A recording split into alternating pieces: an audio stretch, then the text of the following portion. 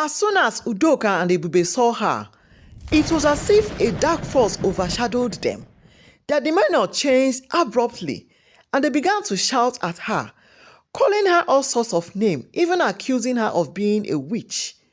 Nneoma's heart broken as she listened to her children, the same children she had sacrificed everything for, now turned against her. She knew that her worst fear had come to fulfillment. Ada had indeed cast a dark spell on them. Once upon a time, in the bustling city of Lagos, there lived a beautiful woman named Nneoma. She was the heart and soul of her family, always exuding warmth and kindness. Her husband, John, was a successful businessman, known for his integrity and hardworking nature.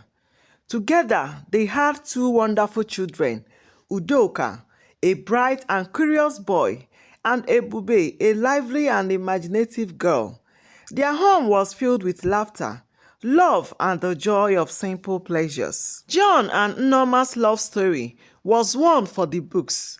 They had met during their university days and had been inseparable ever since. John's business acumen and Nneoma's supportive nature had led them to build a comfortable life for their family. They made sure their children grew up in a nurturing environment where respect and love were the core values. One weekend, John was invited to his childhood friend's wedding in Abuja. The excitement of seeing old friends and the festivities took him back to his carefree days. Nneoma encouraged him to go, promising to hold down the fort at home. With a heavy heart, John kissed his wife and children goodbye, assuring them he would be back soon. The wedding was a grand affair, filled with music, dancing, and an abundance of food and drinks. John was so excited, he drank more than he usually would, enjoying the night with friends he hadn't seen in years. As the night grew late, the combination of excitement and alcohol began to blur his senses. The next morning, John woke up in a hotel room, disorientated and with a pounding headache. To his shock and dismay, he found a stranger beside him, named Ada, who had always had a crush on him during their university days. The realization of what might have happened struck him like a bolt of lightning. He felt a deep sense of regret and guilt wash over him. How could he have let this happen? John quickly dressed and left the hotel, his mind racing with thoughts of Nneoma and their children. He couldn't fathom how he would explain this to his wife. The journey back to Lagos was a torment, with every passing mile filled with self-reproach. He knew he had to come clean to Nneoma, but the fear of losing her and the trust they had built over the years was overwhelming. When he arrived home, Nneoma could see the distress on his face. She embraced him, concern etched on her features. "Baby, what's wrong?" she asked softly. John couldn't bring himself to come clean, not wanting to spoil the smile and happiness etched on her face. He decided to bottle it up, hoping the guilt would fade with time. Weeks passed, and life seemed to return to normal. John threw himself into his work, and the family continued their daily routines. She noticed John was more distant than usual, but attributed it to the pressure of his business. Just when John thought things were finally settling, a heavy knock on the door disrupted the evening calm. If you have not subscribed to our channel, now might be the perfect time to hit that subscribe button. And don't forget to turn on that notification bell so you won't miss out on any of our amazing stories. Now let's continue. Nneoma, curious, went to open the door. Standing there was Ada, the woman John had an affair with. Her presence was a stark reminder of that fateful night. Nneoma's face registered confusion and curiosity. "Can I help you?" she asked, trying to place the stranger in front of her. Ada looked past Nneoma and locked eyes with John.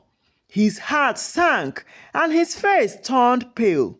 He knew the moment of reckoning had arrived. Ada, what are you doing here? John stammered, his voice barely above a whisper.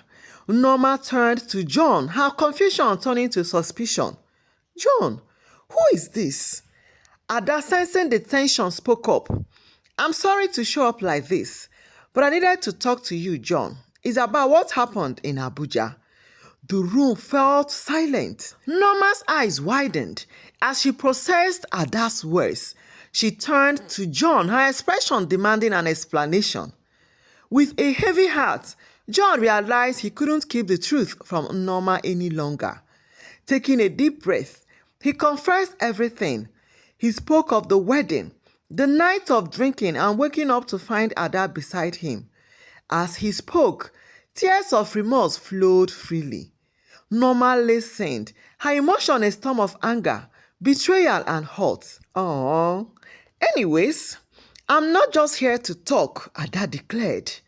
I'm pregnant, John, and I'm not leaving. You've got yourself a second wife now, Ada declared, laughing scornfully. Nneoma's heart sank, her world crumbling around her. She felt a rush of emotions, shock, betrayal, and overwhelming sadness. She looked at John, searching for any sign that this was all a terrible misunderstanding. But his face told her everything she needed to know.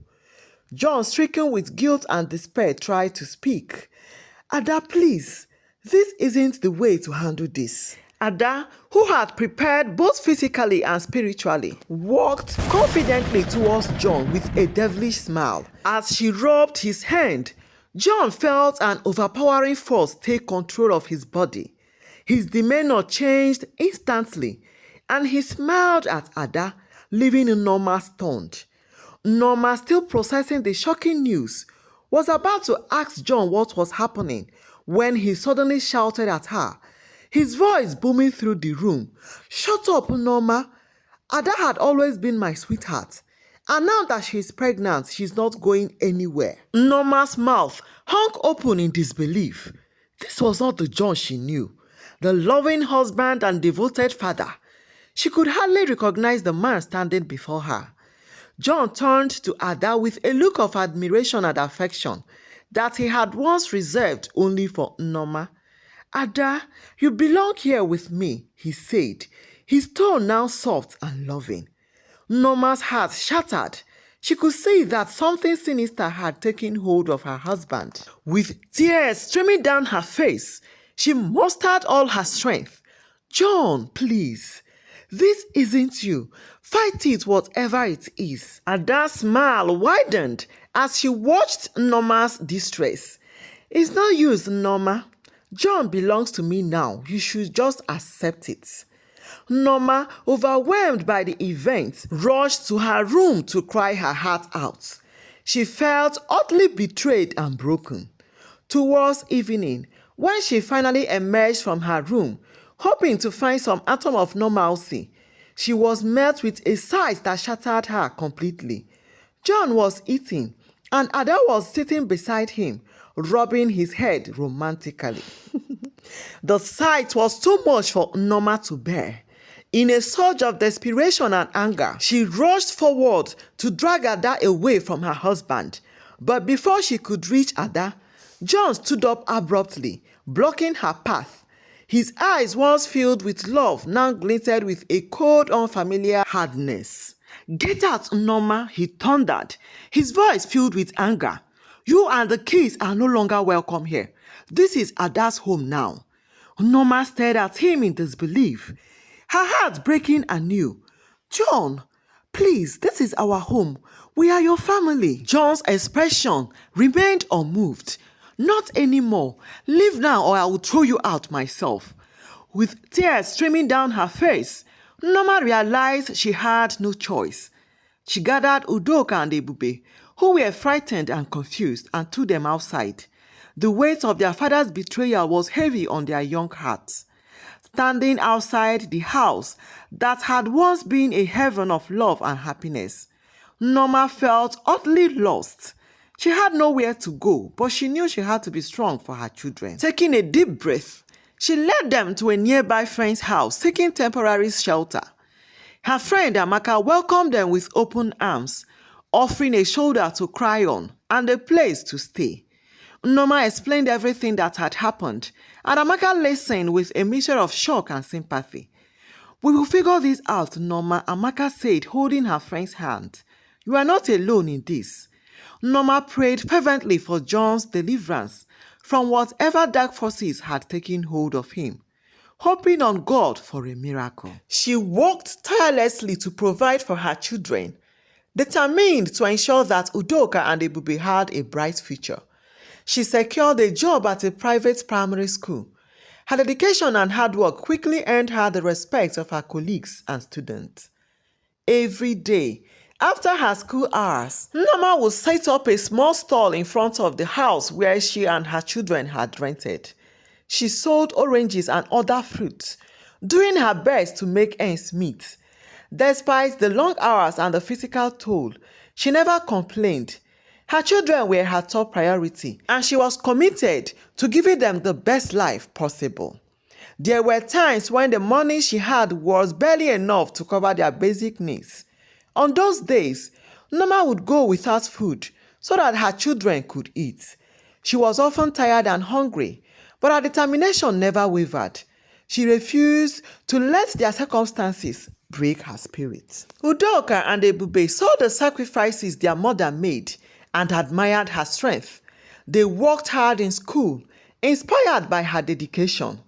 Nneoma made sure to be involved in their education, helping them with homeworks and encouraging them to pursue their dreams. Years passed, and Nneoma's tireless dedication bore fruit. Udoka emerged as one of the best graduates in his field, securing an impressive job immediately after graduation. Ebube, equally successful, became a respected nurse in a prominent hospital.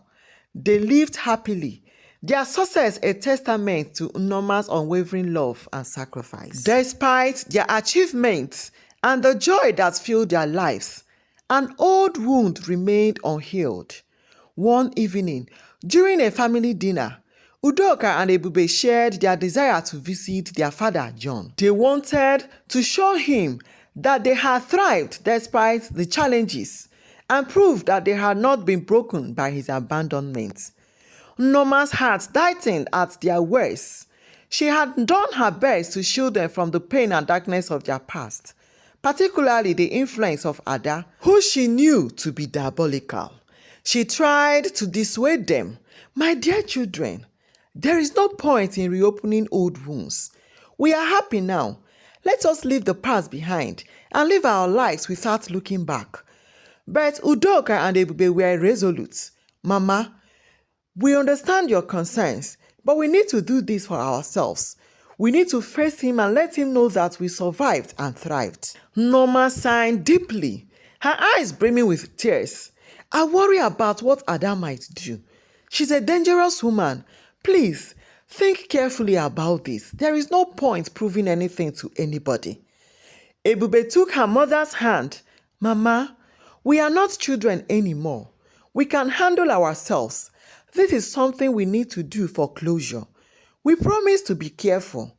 Reluctantly, Nneoma agreed, knowing she couldn't hold them back forever. She made them promise to take every precaution and to leave immediately if anything felt wrong. With heavy hearts, Udoka and Ebube set out to find their father the next day. They arrived at John's house, a place that had once been their home. John, now looking much older and worn out. "Father," Udoka began, his voice steady, "we came to show you that we are doing well. We wanted you to know that despite everything, we have succeeded." John, their father, who was a mere shadow of his former self, he seemed to be just existing, with a haunted look in his eyes that spoke of regret and deceit. Ada, with her evil eyes and cunning spirits, greeted Udoka and Ebube warmly, a stark contrast to the tension they expected. She welcomed them heartily, her demeanor seemingly genuine. Feeling welcomed, Udoka and Ebube were happy to reconnect with their father. Ada offered them a variety of delicacies, making them feel on top of the world. As they ate, they marveled at the seemingly perfect reunion. In the kitchen, Ada watched them with a devious smile on her face, her mind filled with malicious thoughts. Oh, so they think they have arrived. I want to rub it on my face. They don't know who they are messing with, she thought to herself. With a smile plastered on her face, Ada joined them at the table, her behavior betraying no hint of her true intention. Udoka and Ebube continued to enjoy the get-together, feeling a sense of relief and closure they had long sought. Later in the evening, after what seemed like a pleasant visit, they left, feeling content with their decision to see their father. They returned home to Nneoma, who anxiously waited their arrival. Seeing them safe and happy, she felt a mixture of relief and lingering concern. However, as soon as Udoka and Ebube saw her, it was as if a dark force overshadowed them. Their demeanor changed abruptly, and they began to shout at her, calling her all sorts of names, even accusing her of being a witch. Nneoma's heart broken as she listened to her children, the same children she had sacrificed everything for, now turned against her. She knew that her worst fear had come to fulfillment. Ada had indeed cast a dark spell on them. In the following days, the atmosphere in their home was tense. Udoka and Ebube, still under Ada's spell, were hostile and aggressive. The situation deteriorated further as the dark influence of Ada's spell persisted. Despite the efforts of Nneoma, Ebube and Udoka's behavior grew increasingly troubling. They started buying gifts, goodies, and different types of clothes, packing them up and taking them to Ada. Each visit left Nneoma more heartbroken than the last. Nneoma watched with a heavy heart as her children, whom she had raised with so much love and sacrifice, showered Ada with attention and affection. Ada, always with a devious smile, reveled in the triumph. Her power over them seemingly unbreakable. Nneoma knew she had to do something drastic. Ada had crossed the line this time around, and she was in for it. One evening, Nneoma knelt on the floor. The house was silent, except for the occasional rustle of leaves outside. She closed her eyes and began to pray, channeling all her energy into her words. God of the universe, hear me, she began. I am a mother and my heart is breaking. My children have been taken from me. I call upon the universe to bear witness to this abomination that has befallen me. Look upon my suffering and take control. Nneoma's hands shook as she raised them to the heavens, her voice filled with both anguish and determination. By the blood that connects us, I break any spell working against my family. This bond, this sacred bond of mother and child, is stronger than any dark force. I call upon this blood to protect Udoka and Ebube and to bring them back to me. I rebuke you, Ada, and all the evil you have cast upon us. You have no power over here. By the power of a mother's love, I reclaim my children. I cover them with the blood of our connection, a bond that cannot be broken. Nneoma's body shook with sobs as she poured every ounce of her strength into her prayer. She envisioned her children, their faces filled with confusion and pain, and willed her love to reach them, to penetrate the darkness that surrounded them. Udoka, Ebube, feel my love. Let it guide you back to me. You are my children, and I will not let you go. As she prayed, a strange calm seemed to settle over the room. The air felt charged with energy, as if the universe itself was listening. Nneoma continued, her voice steady and filled with conviction. I command any evil spirits to leave my children. You have no hold over them. By the power of love, by the power of our blood, I break your chains. Nneoma remained on her knees, praying until her voice was hoarse and her body exhausted. She felt a profound connection to the universe, as if her pleas were being heard and answered. Finally, Drained but hopeful, she whispered one last plea. Please, bring my children back to me. Let them be free. She stayed there, kneeling in silent vigil. As the first light of dawn began to filter through the window, she felt a sense of peace wash over her. She knew that her prayers had set something in motion. Later that morning, Udoka and Ebube woke up, feeling a strange lightness within them. The dark fog that had clouded their minds began to lift, replaced by clarity and an overwhelming sense of love for their mother. They felt the invisible chain that had bound them shatter, freeing their souls. They rushed to Nneoma's side. She looked up, her eyes still red from crying, and saw her children standing before her. Their expression filled with remorse and love. Mama, why are you crying? Nneoma stood up, her heart overflowing with relief and gratitude. She embraced them both, her tears now of joy. It's over, she whispered. You are back. The darkness is gone. Which darkness? Udoka asked. In that moment, Nneoma knew that the power of a mother's love, combined with her unwavering faith and the strength of the universe, had prevailed.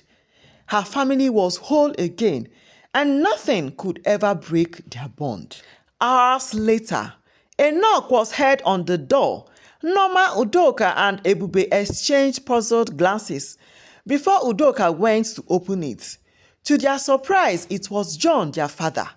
He looked haggard, his eyes hollow and filled with sorrow. Without a word, he fell at Nneoma's feet, crying and begging for forgiveness. My wife, he sobbed. Please forgive me. I don't know what happened to me.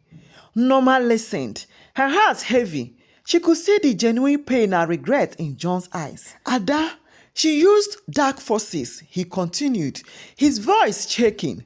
I woke up this morning to find her mad, ranting incoherently. Her son was killed days ago by an angry mob for stealing. I feel so miserable, so empty. My life had been hollow without you and my children. But I was helpless, trapped in a nightmare I couldn't escape. Tears streamed down Nneoma's face as she knelt before John. Despite everything, she could see the broken man before her. A man who had been manipulated and tormented. I forgive you, John, she said softly, placing a hand on his shoulder. You were a victim too. John wept openly, the weight of his guilt lifting slightly. He looked at Udoka and Ebube, who watched the scene with mixed emotions. Slowly, they stepped forward, embracing their father and forgiving him. In the following months, they began to rebuild their relationship, finding solace in each other's presence. John, though fragile and haunted by his past, found peace in the forgiveness and love of his family. They lived together, cherishing the time they had and making the most of every moment. A year later, the toll of the trauma John had endured finally caught up with him. He passed away peacefully, surrounded by his family, knowing he was loved and forgiven. After John's passing, Udoka and Ebube decided it was time to take their mother to a place where she could truly feel happy. They moved her to the United States, where they both lived and worked. In this new chapter of her life, Nneoma found joy and fulfillment, surrounded by her children and the new opportunities that life had to offer. Thank you so much for watching. If you have not subscribed to our channel, please do. Like and turn on the notification bell so you won't miss out on any of our amazing stories. Bye.